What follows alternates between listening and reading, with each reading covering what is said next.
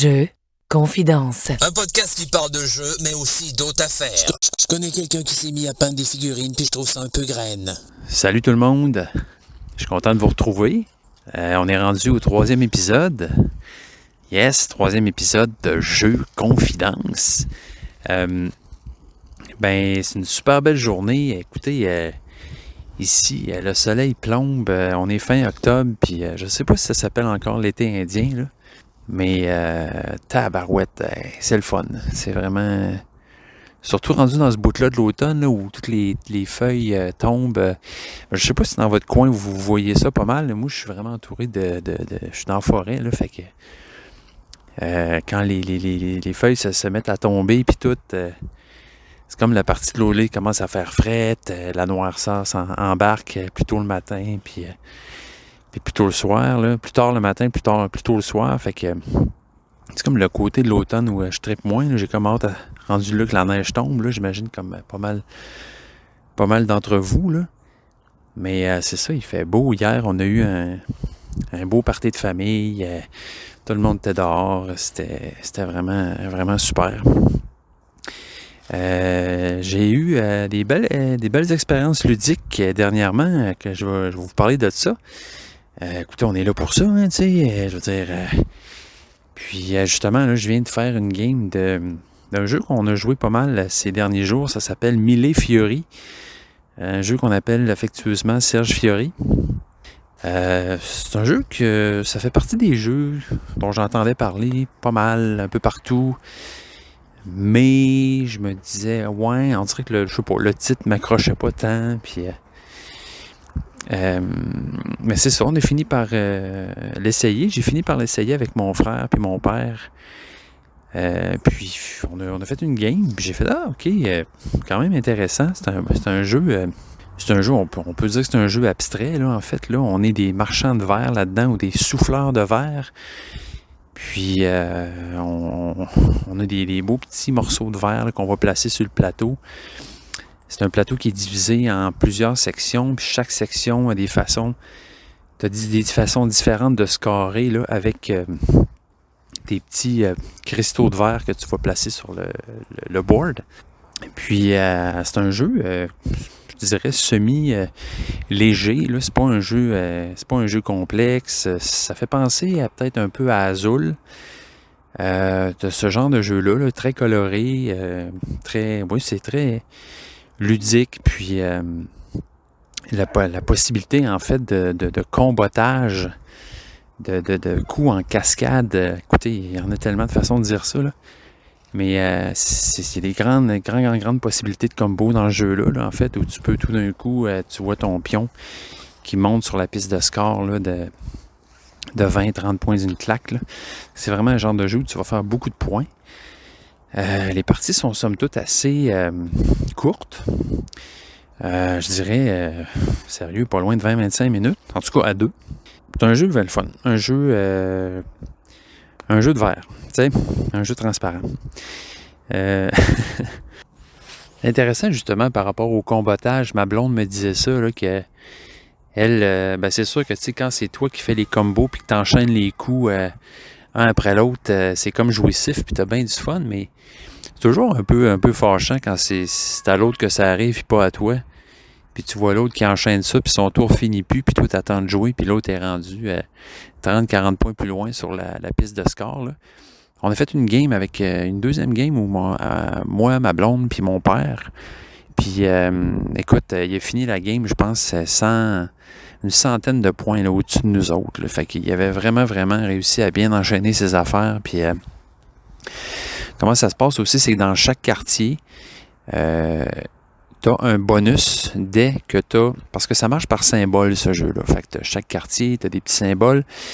Puis, tu vas sortir des cartes qui vont avoir la couleur du quartier et un symbole. Puis là, tu vas pouvoir mettre ton petit cristaux de verre sur ce symbole-là. Donc, puis, dépendant du quartier où tu mets ton cristal, tu vas faire des points de différentes façons. Par exemple, il y en a un où c'est comme une espèce de petit damier avec plein de symboles.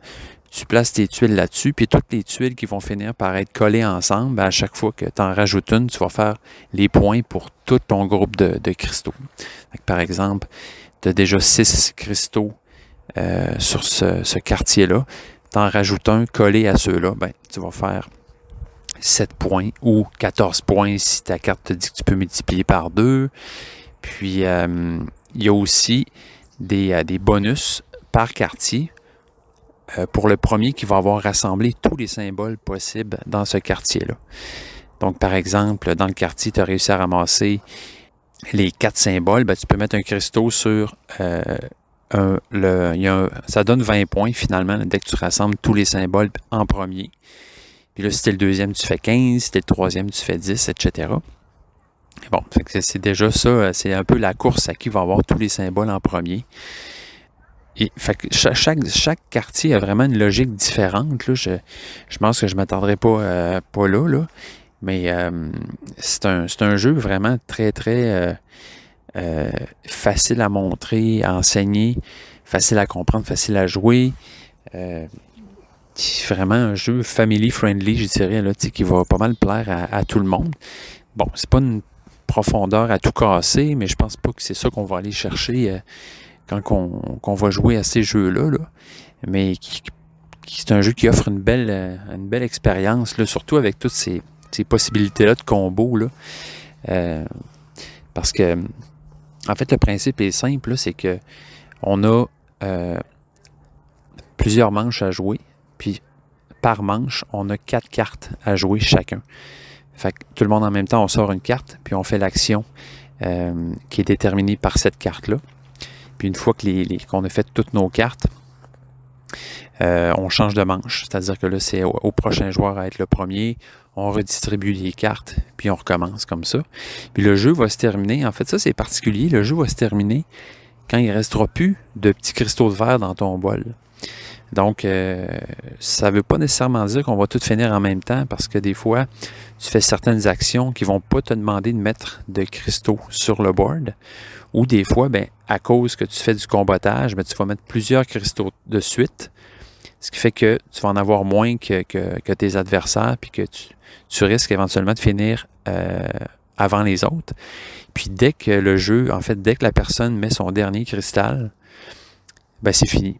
Donc, tu peux vraiment des fois te faire, comment on dit, autrement dit, tu t'attends à faire des points ou tu prépares ton coup, puis finalement, tu réalises ta barouette. C'est un peu ça qui est arrivé tantôt, là.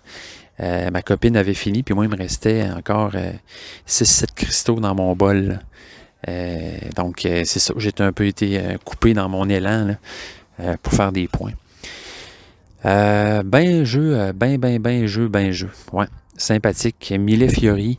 C'est Rainer Knizia qui a fait ça. Moi, ce concepteur-là de jeu, je commence vraiment à l'apprécier là, parce qu'il a fait aussi le jeu My City. Je ne sais pas si vous avez joué à ça, My City. Ça, c'est un jeu, c'est un legacy, comme on dit. Je pense que c'est ça le terme, là. Autrement dit, c'est un jeu où tu as des enveloppes à ouvrir, puis chaque game suit la dernière. C'est pas un jeu qui a une histoire vraiment, là, My City. C'est vraiment un jeu très... il y a un thème, là, mais il n'y a pas d'histoire. Il n'y a pas une campagne là, exacte, comme par exemple Gloomhaven ou bien ce genre de jeu-là. Là. Mais c'est vraiment un jeu où le jeu est évolutif, autrement dit. Fait que tu commences une game, les règles sont toutes très simples, il n'y en a pas beaucoup. Puis là, à mesure que le jeu avance, on ouvre des enveloppes, on rajoute des règles au jeu, le jeu se complexifie. Puis, tout au long de ces parties-là, on compte nos points jusqu'à temps qu'on arrive à la partie ultime où on va déterminer un vainqueur. Et puis, My City, pour moi, ça a été vraiment une super belle expérience de ce type de jeu-là. Je pense que la grande raison de ça, c'est que les games n'étaient pas très longues. Parce que des fois, il y a des jeux comme ça, Legacy, où on se lance là-dedans, mais des fois, avec un groupe d'amis qui ne va pas nécessairement nous suivre tout le long, fait qu'à un moment donné, on n'est plus capable de réunir le monde pour jouer à ça, puis la game s'étiole, puis on finit par pas être capable de finir le Legacy. Mais dans ce cas-là, moi, j'ai joué à ce jeu-là avec ma copine, là, My City. Puis c'est ça, on a complété tous les chapitres du jeu. Puis ça a vraiment été une super expérience. Puis c'est un peu ce jeu-là qui me fait connaître là, Rainer Knizia, qui a fait beaucoup de jeux quand même. J'ai regardé ça sur BGG, mais j'en ai pas essayé énormément de lui. Là. Je sais qu'il y a Witchstone, je pense, qui est sorti de lui. Puis c'est ça. Millefiori, je pense que c'est un de ses derniers, là. Sinon son dernier. Puis c'est toujours bien intelligent ce qu'il fait. C'est très, en même temps, c'est facile d'approche. Donc, ouais, moi je vous le recommanderais, Millefiori, au moins de l'essayer. Là. Puis My City aussi, là, maintenant que j'en parle, c'est un jeu qui est pas cher en plus, puis qui je pense c'est une cinquantaine de piastres, là. Puis qui est vraiment un jeu bien intéressant. Si on veut avoir un peu l'expérience du Legacy. Moi, avant ça, mon expérience du Legacy, c'était Zombie Kids, là. Avec mes enfants, là. Petit jeu ben le fun, là, de Scorpion masqué. Là. Il y a Zombie Kids puis Zombie Teens, là. Bon, qui je trouve qu'il est un bon jeu pour initier les jeunes aux jeux de société, aux stratégies qu'on peut faire dans un jeu, tout ça, là. Puis bon, c'est ça. My City, là, ouais, c'était plus dans mes cordes par rapport à ça, là. Un exemple là, de jeu Legacy qu'on n'a pas terminé, là. D'ailleurs, aux grandes dames d'un de mes amis, c'est le Dilemme du Roi. Je ne sais pas si vous avez entendu parler de ce jeu-là. Là. Personnellement, j'ai pas tant accroché que ça sur le Dilemme du Roi. La prémisse est le fun, là. Du jeu, là, c'est comme un jeu, on fait des enchères. Donc là, dans ce jeu-là, il y a vraiment une histoire très riche, là, donc il faut suivre. On a beaucoup de choses à lire, beaucoup de choix à faire. Puis on représente chacun une maison, en fait, là, une maison dans le royaume. Puis ça fonctionne vraiment par enchère. Donc, il y a un choix qui s'impose à nous. Puis là, on doit prendre une décision. Fait que tout le monde, en fait, vont voter. Puis, c'est une question d'enchère. Fait que, est-ce que je dépense tout mon cash pour voter là ou j'en garde pour me garder de la force pour le prochain choix qu'on va faire? Mais dans ce jeu-là, finalement, ça fait un bout de temps que j'ai joué à ça. Mais bref, l'histoire était le fun, c'était intéressant. Puis le jeu était très beau. Mais c'est comme si à un moment donné, je ne sais pas si vous avez joué à ce jeu-là, mais c'est comme si à un moment donné, moi je voulais, comment je pourrais dire ça? Je voulais faire du jeu de rôle, autrement dit. Je voulais jouer selon la maison que j'avais choisie, ses valeurs, ses objectifs. Je voulais faire des choix qui concordaient avec mon personnage, finalement. Mais je me suis retrouvé, finalement, souvent, à faire des choix qui n'avaient aucun rapport avec la personnalité de ma maison, de mon personnage, parce que selon les mécaniques, j'aurais pas gagné ou j'aurais pas fait assez de points. Fait que pour gagner des points, il fallait que je fasse des choix qui ne fitaient pas avec ma maison, en fait, avec le rôle que j'étais supposé jouer. Fait que ça m'a un peu comme on dit, ça m'a un peu fait décrocher dans ce sens-là, là, où à un moment donné, game après game, puis c'est ça, il y en a beaucoup de games aussi là, pour aller dans l'histoire de ce jeu-là, puis on sait pas trop quand le jeu va finir non plus. Puis je trouve qu'à la longue, ça finissait par se répéter un peu, puis l'histoire, puis les personnages qu'on incarnait prenaient un peu le bord. Puis tout ce qui restait, c'était juste des mécaniques, dans le fond, d'enchères, puis d'essayer de gagner le plus d'enchères possible. Bref, en tout cas, ça a été mon expérience du Dilemme du Roi. Donc ce jeu-là, on ne l'a pas terminé finalement. Évidemment, bon, il y a des facteurs aussi de temps, puis tout le monde était occupé, on n'arrivait plus à se voir. Mais quand on a réussi à se revoir ensemble, on dirait qu'on n'a pas eu le goût vraiment de retourner dans le jeu, à part pour mon ami Simon. Et Simon, si tu nous écoutes, je suis désolé, on va peut-être essayer à un moment donné, là, mais aux grandes dames de Simon, la plupart du monde n'ont pas voulu recommencer à jouer à ce jeu-là. Parmi les jeux que j'ai joués depuis que je vous ai parlé, il y en a quand même quelques-uns. Beaucoup de jeux aussi que j'ai joués pour la première fois. Je me sentirais peut-être plus ou moins à l'aise de vous les décrire, là. Mais avec mon frère, j'ai joué à Sobek 2 joueurs. On a joué aussi à Pillard de la mer du Nord. Ça, Pillard, c'est un jeu que ça fait longtemps que je voulais essayer. J'y avais joué, en fait, sur la version qu'il y a sur Steam de ce jeu-là. Là. Mais j'avais compris un peu le principe du jeu. J'avais fait quelques games. Puis, la version, en fait, ordinateur de ce jeu-là est super bien faite. Là. C'est comme un peu comme, je sais pas si vous avez vu le jeu Root, version jeu d'ordinateur aussi, là, qui est un autre très belle, je dirais, ils ont fait vraiment une belle job là, pour amener un jeu de société à un jeu vidéo. Là. Mais il reste que pour moi, moi t'avouer que un jeu de société, ben il faut que ça soit sur une table avec des gens autour de la table. Tu sais, dans le sens que je peux bien essayer des fois d'essayer un jeu sur l'ordi, mais c'est comme BGA, là, tout ça, c'est pour moi, il me manque je pense qu'il me manque le principal de l'expérience du jeu de société. Fait que je pourrais pas faire beaucoup de games là-dessus. Là. Fait que c'est ça. On a joué à Sobek 2 joueurs. Ça, c'est un jeu de... je pense que Sébastien Pochon qui a contribué à ce jeu-là, puis Catala, évidemment. J'aimais ça. C'est vraiment un jeu sympathique. Le titre, j'ai jamais trouvé le titre très intéressant. Le Sobek 2 joueurs.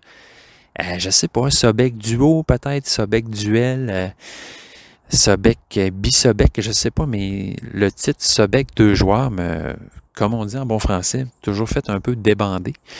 Bref, mais je l'ai essayé. Puis jeu super sympathique. Une belle production, là, des beaux éléments dans le jeu, un jeu pas très long, pas cher non plus, là, fait que je pense peut-être à me l'acheter, là, puis faire essayer ça à ma blonde, je sais pas trop.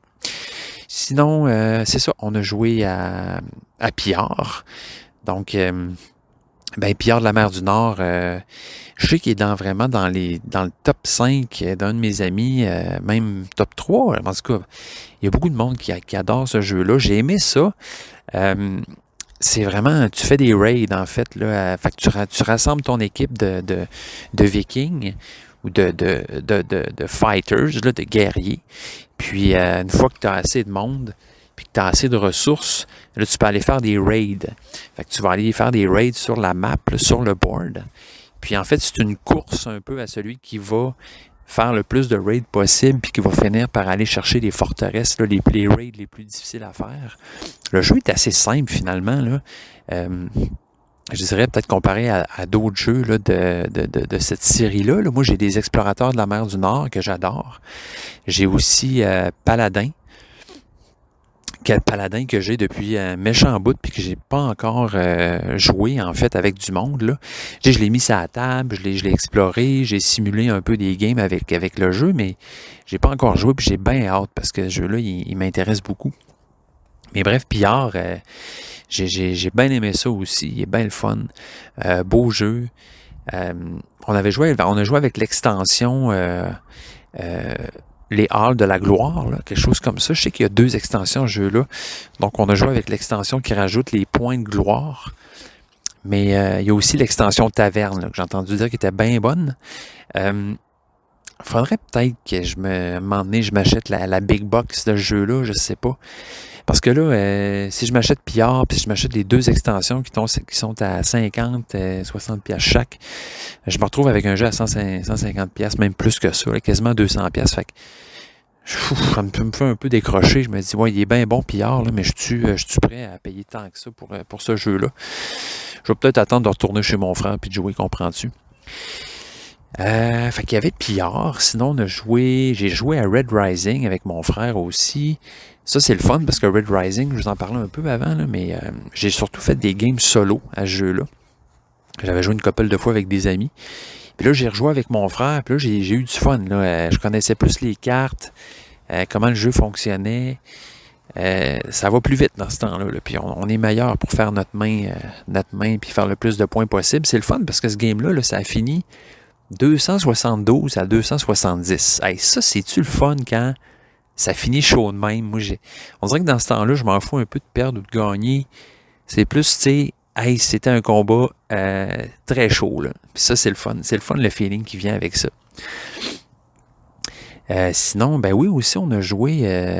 écoute, mon frère puis moi, c'est le fun, là. On s'est dit, hey, t'aimes ça les jeux? J'aime ça les jeux. On devrait se voir plus souvent puis jouer. Pas parce qu'on reste... parce qu'on reste pas à côté quand même, là, tu sais. On s'est comme dit... on se fait un devoir de se voir au moins une fois par semaine ou une fois ou 2 semaines. Je m'en vais chez vous un soir. On joue à des jeux. Même si c'est la semaine, c'est pas grave, je m'en fous. Puis à date, on a quand même bien réussi. Fait que c'est ça, je suis allé chez lui, puis là, il est venu chez moi cette semaine. On a joué à, justement, Pillard. On a joué à Acropolis aussi. Acropolis, c'est un jeu de placement de tuiles qui fait beaucoup penser à Cascadia ou à, mettons, Calico. C'est toujours les 2 exemples que je prends, là. Mais il est encore plus, je dirais, qu'Acropolis, c'est vraiment pas long, là. Une partie de ça va durer 20 minutes à peu près. Même pas. Puis tu places tes tuiles, mais ce coup-là, contrairement à Cascadia, t'as pas 2 trucs à gérer. Tu sais, Cascadia, t'as tes tuiles habitat, puis t'as tes tuiles animaux, puis là, t'essaies de faire des synergies, puis des combinaisons entre ça. Acropolis, c'est juste des tuiles, mais t'as quand même 4 tuiles disponibles à chaque tour que tu vas aller piger, puis placer dans ta ville. Là, tu construis une ville. C'est ça le concept. Puis bon, t'as 5 types de bâtiments différents qui vont rapporter des points de différentes façons. Donc, il y en a, c'est en les collant ensemble, en faisant les plus gros groupes que tu vas faire des points. Il y en a d'autres, c'est si chaque bâtiment est isolé des autres, tu fais des points. Il y en a, c'est si les bâtiments sont en périphérie de ta ville, etc. Mais ce qui est intéressant d'Acropolis, c'est que le jeu va fonctionner en hauteur aussi. Donc, les tuiles, tu ne vas pas seulement les placer puis agrandir ta ville en les plaçant devant toi, tu peux aussi les mettre une par-dessus l'autre. Puis si tu arrives à faire des étages, ben, tu fais plus de points aussi. Donc, ton quartier va valoir beaucoup plus, en fait, le double du point, ou 1 point de plus, là, si y a 2 d'épaisseur, ou s'il y en a 3, etc. Me fait penser un peu à Ginkgopolis, là.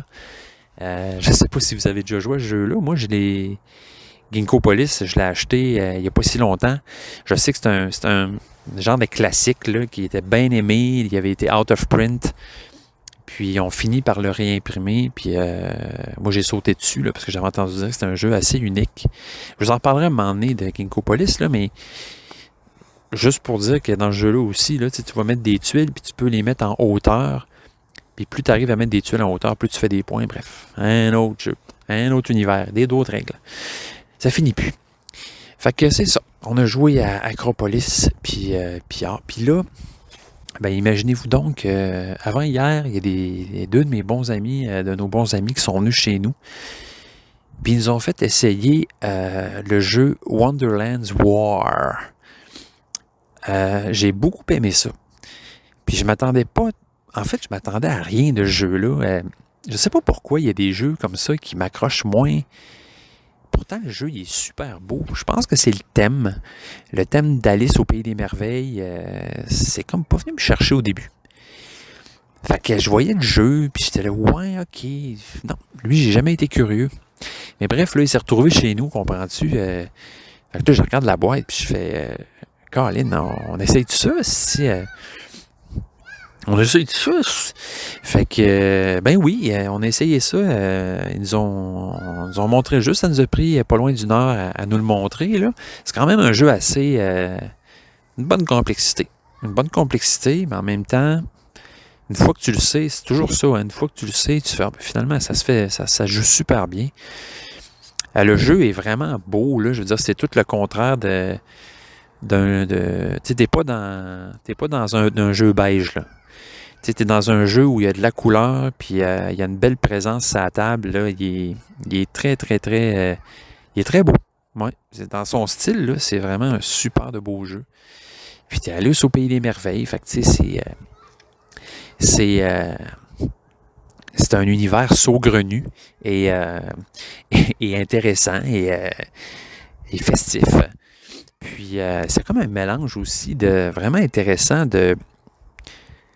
Ouais, je pourrais peut-être dire un peu contrôle de territoire, mais en même temps, il y a un côté charlatan de Belcastel dans ce jeu-là, parce que tu as des petits jetons en fait, que tu vas mettre dans ta poche pour construire ta poche puis améliorer ta poche, comprends-tu? Puis chaque pion, bien, selon son type, va avoir un effet différent, exactement comme dans les charlatans de Belcastel. Fait que quand tu dois... chaque zone va être traitée une après l'autre pour savoir qui va remporter cette zone-là. Puis pour faire ça, bien, c'est un combat de poche. Fait que les gens vont sortir, tous ceux qui participent, qui ont une présence dans cette zone-là, vont devoir combattre en sortant des jetons de leur poche. Puis on sort les jetons, on monte notre force jusqu'à temps qu'on gagne ou jusqu'à temps qu'on arrête. On gagne pas, mais tu sais, on va quand même faire des petits trucs. Puis tu peux péter. Tu peux péter ta poche, en fait. Ce qui se passe aussi, c'est que tu piges des jetons dans ta poche qui vont te faire perdre je pourrais dire des soldats, là.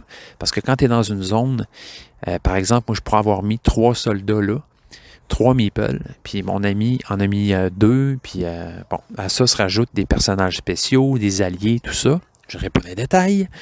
Mais bon, quand vient le temps de faire le combat pour remporter une zone, tu sors tes jetons, tu les ajoutes sur ton board, ça te fait monter tes points de puissance, si tu veux. Celui qui va avoir plus de points va remporter la zone, en fait. Mais tu peux aussi piger des jetons qui vont te faire perdre des meeples dans cette zone-là. Puis si tu finis par perdre tous tes meeples dans cette zone-là, autrement dit, en continuant à piger dans ta poche, en disant non, je vais continuer, je vais être bon, tu sais, tu pousses ta loc, là.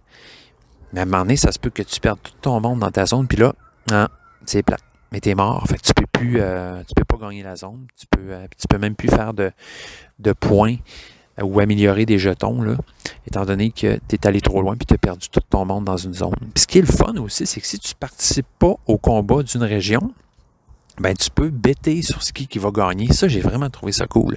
Fait que même quand tu ne participes pas à un combat, tu as quand même la possibilité de participer en bêtant sur qui tu penses qu'il va gagner. Puis évidemment, si tu réussis, tu bêtes sur la bonne personne, ben tu peux aller chercher un nouveau jeton, par exemple. Si tu ne l'as pas, ben là, tu te ramasses un malus. C'est vraiment un jeu où je dirais qu'il y a énormément d'interactions entre les joueurs. C'est une grande qualité de jeu, là. Parce qu'on est constamment en train de regarder ce que les autres font, de combattre avec eux. Mais moi, je ne suis pas un fan d'habitude des jeux là, de contrôle de zone, de combat, de guerre. Mais dans ce jeu-là, c'est fait d'une façon tellement le fun et ludique que j'ai trouvé ça vraiment, vraiment intéressant. Il y a un gros côté chance, un peu comme dans les charlatans. Des fois, tu peux vraiment pas être mardeux, tomber vraiment sur les mauvais jetons. Puis, alors que d'autres fois, c'est le contraire, tu pognes le jackpot. Fait que, un beau mélange. Il y en a peut-être qui vont trouver qu'il y a trop de chance, il y a trop de facteurs chance dans ce jeu-là. Moi, je trouve pas. Je trouve que ça ajoute un thrill vraiment le fun au jeu. Grosse surprise, j'avoue. Parce que je m'attendais à absolument rien de ce jeu-là. Puis finalement, ben, le thème, je le trouve le fun. C'est Alice au Pays des Merveilles. Les personnages sont super beaux. La production de ce jeu-là, le côté artistique premièrement, mais aussi tous les matériaux de jeu-là sont de super bonne qualité. Très bon jeu. Fait que moi, j'avoue, je le mets sur ma liste, lui, de jeux à acheter. C'est clair. Alors, comme vous voyez, vous avez peut-être entendu des enfants là, jouer autour de... Ben oui, c'est ça ici. Hein, il y a des enfants qui jouent. Il fait beau soleil. On est bien. C'est la vie. C'est la belle vie. Finalement, peut-être dernier jeu que je pourrais vous dire que j'ai essayé cette semaine, que ça fait longtemps que j'avais, c'est Très Futé à la puissance 3. On a les 3. Je sais qu'il y en a un 4e là, qui va sortir, là, qui est Très Futé Forever, une affaire comme ça. J'ai toujours aimé ça, moi, ces petits jeux-là de dés. J'avoue, j'ai surtout joué au premier. Le 2e, pas tant. Puis le 3e, on n'avait jamais essayé. Puis là, on a fait quelques games. Puis, ben c'est ça, j'avais quelques appréhensions. Là. J'avais entendu dire qu'il y en a qui aimaient beaucoup moins le 3e. Puis tout. Mais moi, écoute, j'ai aimé ça. Très Futé, c'est le fun. C'est comme un jeu... c'est ça, tu sais, c'est le 1, le 2, le 3, dans le fond. Le trip, c'est le trip de lancer des dés puis de cocher des cases. Là, il y a un fun basic à ça, là, d'aller cocher une case. Puis, de faire des combos. J'ai bien aimé le Tréfuté 3. Moi, je le trouve bien bon. Le 2, je me souviens pas, là. Mais je me souviens que le premier Tréfuté, j'avais été un peu déçu. J'avais entendu dire qu'il y avait un gros spoiler sur Internet que tu pouvais aller voir, qui te donnait vraiment la recette gagnante du jeu, là, qui fait que tu gagnais à tout coup. Puis ça m'avait un peu downé, parce que je me disais, c'est plate, ça veut dire que le jeu, il est moins deep que je pensais, tu sais, dans le sens que si tu as la bonne stratégie, ben, tu peux toujours gagner. Bref, j'ai pas élucidé ça, je suis pas allé voir, là. Tentez pas de me spoiler, moi, comprends-tu, j'aime pas ça, me spoiler. Fait que, c'est ça, très futé, ben le fun. J'ai hâte de voir le 4e, là. C'est sûr que ça va être, bon, du pareil au même en quelque part, là, mais tu sais, il faut dire que quand même, chapeau au gars qui fait ça, là, d'inventer toutes ces mécaniques-là avec des dés puis tout, quelque chose, pareil. Hey, tout le monde, j'étais content de vous parler. J'espère que je n'étais pas trop plate, là. Ma voix est un peu, je sens que ma voix est un peu de misère à matin. J'ai trop fait la fête en fin de semaine. Ben non, c'est même pas vrai. Mais c'est ça, je suis content de vous avoir jasé un peu de ça, là. Par rapport à la vie en général, pas grand-chose à vous raconter, là. C'est l'école, comprends-tu, là? J'ai bien hâte que ça finisse, là. J'ai bien hâte que ça finisse. Moi, c'est un programme de 3 ans, tu sais. Puis là, je suis dans ma 3e année. Fait que, tu sais, retourner à l'école à mon âge, c'est correct, là. Mais c'est une grosse affaire, pareil. Puis là, j'achève. Tu sais, je suis fier de moi, là. Tu sais, j'ai toffé, là. Puis j'ai quasiment fini ma 5e session. Puis après ça, il me reste mon stage. Puis après, j'ai fini. Puis après, je vais sortir, comprends-tu. Puis je vais être bien. Yes! Je vais travailler, puis ça va être le fun, puis ma vie va se stabiliser un peu, là, ça va être moins... parce que là, je suis un peu comme dans une espèce d'interlude de vie, tu sais, de hiatus, tout est un peu mis un peu en stand-by, parce que je peux pas faire grand-chose. Je suis à l'école, tu sais, je travaille pas tant, je suis mes économies, comprends-tu, puis tu sais, j'essaie de bien doser ça, puis de réussir à toffer, à me rendre jusqu'au bout sans trop m'endetter, là. Bref, je n'irai pas dans les détails, là. Mais déjà que j'y vais pas mal. Mais c'est ça. Mais ça va. Tu sais, il y a les jeux. Hein? Les jeux de société, ça c'est là. Toujours là pour nous rendre de bonne humeur. Puis nous sortir un peu de notre quotidien. Puis c'est bien le fun. Fait que, hey tout le monde, je vous souhaite une bonne semaine. Merci de m'avoir écouté encore. Je suis bien touché de vous avoir avec moi. Fait que je coupe ça là, puis merci de m'écouter, puis merci d'exister, puis hey, je vous souhaite des bonnes joutes de jeu si vous en avez de prévues là, pour les prochains jours. On se rejase bientôt. Bye.